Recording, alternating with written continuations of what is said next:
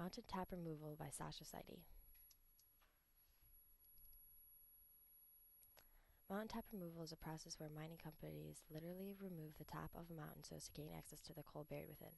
This process usually leaves ecosystems and communities in wrecks. It destroys forests and water ecosystems, wipes out the natural beauty of mountain areas, and leaves waste to further the damage.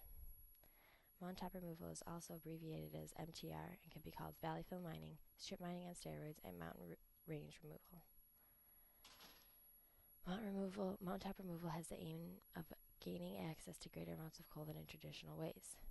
It is a cheaper form of mining and requires less workers. Not many Americans are aware of the process and how hazardous it is. Step 1 of mountaintop removal. Forests are cut away and cleared. Topsoil and lumber are cleared out and scraped away. Explosives are brought in and can blow up to 800 feet off the top of mountaintops. Step 2 of mountaintop removal. Unwanted rock is pushed into valleys and streams, destroying natural watersheds, leaving no vegetation and turning the terrain into unusable land. Machines with massive shovels dig up and haul soil away from the site, often pushing it into nearby valleys. This creates what is called a valley fill. There are many rivers and streams that run through the valley of the Appalachian Mountains, but because of valley fills, more than 1,000 rivers have been covered with soil and rock from the top of mountains. The next step is giant machines called draglines dig into the ground and expose the coal. Draglines are as tall as a 20-story building and can weigh almost 8 million pounds. Step 4 of mountaintop removal is other machines dig out the coal. After all the coal has been removed from the mountain, companies are supposed to work and pay for the reclamation of the mountain. Companies are supposed to replant vegetation and promote the regeneration of the site. They often skip this last step. The effects of mountaintop removal. Even in the first step of mountaintop removal, wildlife habitats and vegetation are cleared away and ruined. Without any topsoil or vegetation to hold on to the structure of the mountain, floods and landslides occur more often. Coal washing. Coal washing is seen as a way of making coal burn more efficient and in a cleaner manner. Coal washing grinds the coal into smaller pieces and separates the coal from impurities. Although coal washing may make the burning of coal cleaner for the air, in actuality, there are other environmental repercussions. The impurities left from coal washing end up in sludge ponds left in the holes of the mountaintop removal sites. The sludge ponds contain gallons of contaminated water filled with toxic chemicals and heavy metals.